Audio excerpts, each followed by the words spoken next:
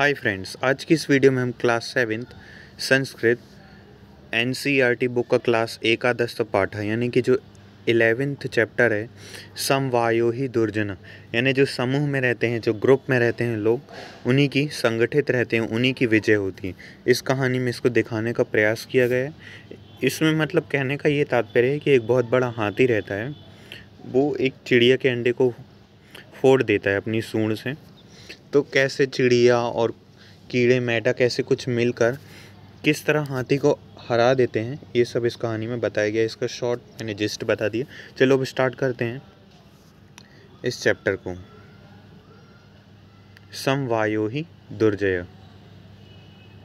तो आपको word to word explanation Hindi translation मिलेगा, और जो एनसीईआरटी सॉल्यूशन है उसकी आप कमेंट करेंगे तो आपको वहाँ पीडीएफ मिल जाएगी। तो चलिए स्टार्ट करते हैं।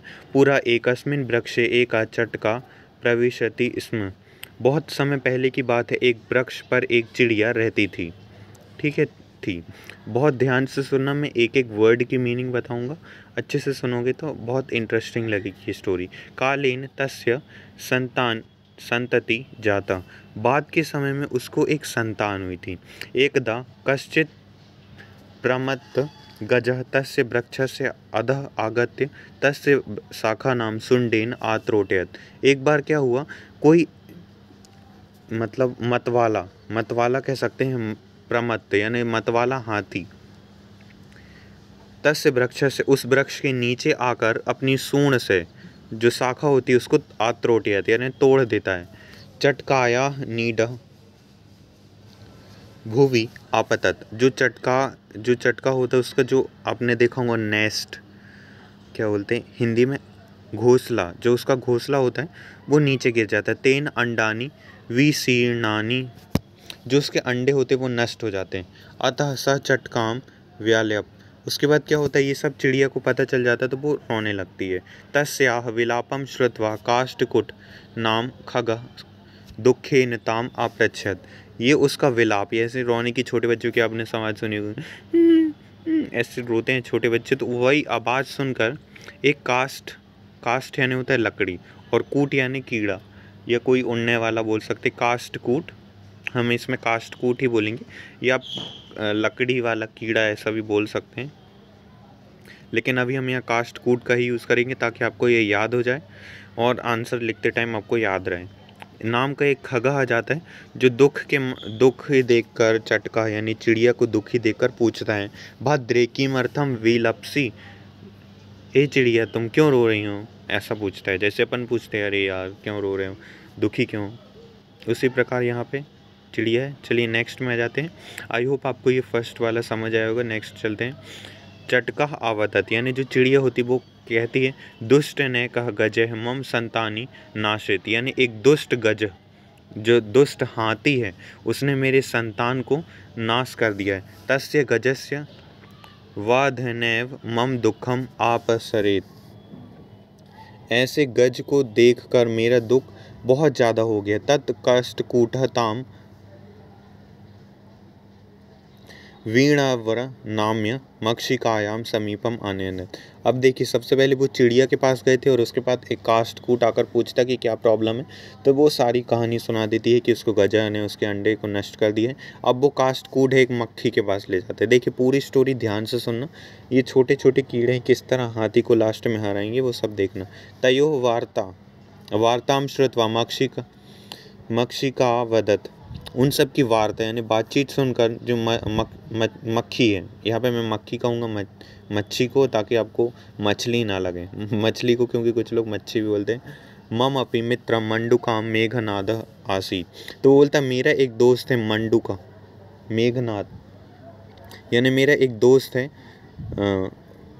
मंडुका यानी होता मेढक मतलब मंडुका का ही बेगड़ा रूप मेढक है। तो वो कहता है कि मेघनाथ के पास चलेंगे। तो अभी मैं देखिए मेघनाथ शब्द का प्रयोग करूंगा, तो मेघनाथ शब्द समझ जाना इस स्टोरी में मंडुका के लिए प्रयोग हुआ, यानी कि मेढक के लिए प्रयोग होगा, क्योंकि आगे चल के ये लोग मेघनाथ ही बोलेंगे। तो अभी तक हमने किस किस का नाम सुना, तो एक थी चटका यानी चिड़िया, दूसरा था काष्ठकूट यानी पहले थी चिड़िया, दूसरा जो आई उसके बाद कास्टकूट, एक कीड़ा होता है लकड़ी पे चिपका रहता है, लकड़ी जैसे ही होता है, वो एकदम स्ट्रेट होता है इसलिए उसको ऐसा बोलते हैं, हरा कलर का होता है लेकिन एक्चुअल में वो। चटका आ गई कास्टकूट। इसके बाद वो मक्खी के पास गए, जिसको मच्छी बोल रहे हैं लोग, मक्खी, मक्खी, इन लोग मक्खी के पास गए, ठीक है ना, मक्खी इस तरह हिंदी में लिखेंगे। हाँ, मक्खी के पास गए। तो ये हो गए तीसरा। और चौथा अब आएगा मेघनाद। मेघनाद किसको कहा गया है? मेघनाद तो वो एक मेढक है। तो ये चार आपको याद रखना है। इसके अलावा इन चार एकजुट हो चुके हैं। इसके बाद इनके विपरीत में कौन है, दुश्मन कौन है इनका? हाथी।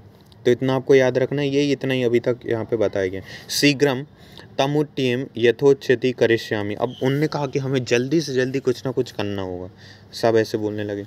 तदानीम तो मक्षिकायाम सह गत्वा मेघनादस्य पुरः सर्वम वृत्तांत न्याय देयाताम। तो वो सब मक्षी के साथ जाते हैं और वो मेढक होता है, मेढक का नाम क्या है? मेघना। बस सारी चर्चा करने के लिए ले जाते। मेघनाद अवदयत यथा अहम कथयामि तथा कुरुताम। मेघनाथ कहता है अवदत यानी कहना, यथाम यानी कि यथाम कथयामि यानी जैसा मैं कहूँ वैसा ही तुम लोग करो।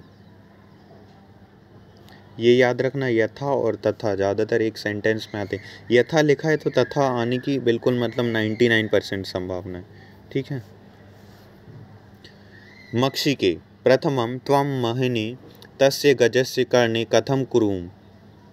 तो सबसे पहले वो बोलता है कि सबसे पहले तुम जाना मक्खी, और जो गज है उसके कान में आवाज़ करना, शब्दम कुरु यानी आवाज़ निकालना। येन सह नयनेन मीलियन स्थापयति। जैसे ही वो आंखें खोलें, जैसे कि तुम जाना, वो सो रहा होगा हाथी, तो तुम दोपहर में जाना, ठीक है ना, और उसके कान में बोलना, ऐसा ये कह रहा है। उसके बाद क्या करना? तदा कष्टकूट पंचवा चचवा तस्य नयने स्फोटयति। इसके बाद क्या करेगा? नयने यानी होता है आँख, या हाँ आँख ही बोलेंगे या नेत्र बोल सकते हैं।